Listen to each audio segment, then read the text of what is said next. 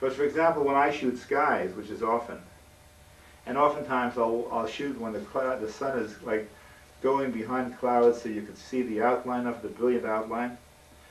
Well, it's important for me that those clouds be printed deeply, that they have a tonality to them so that the brilliance of the sun shows through as a circle of light. And so the squandering of white in so many prints that are made by photographers and particularly by machines,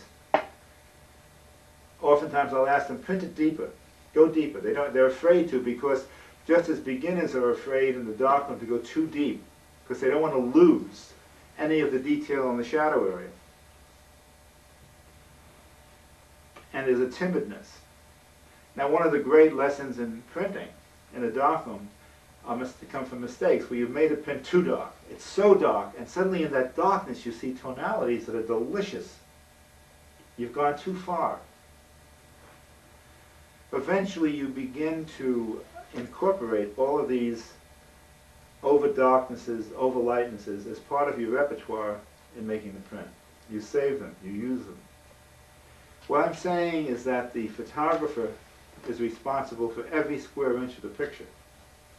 Even though it happens in the photograph happens in the moment, because I think at that moment there's a brilliance in our seeing that it's important that we tap into. But then when we have the time to make the print, to look at it, it's important that we begin to soak in what has occurred so quickly that it was almost hardly time enough to fully appreciate it. And so the time you spend in looking at your work and looking at a well-made print is very important to raise your consciousness of things that you might overlook in the quick moment of astonishment.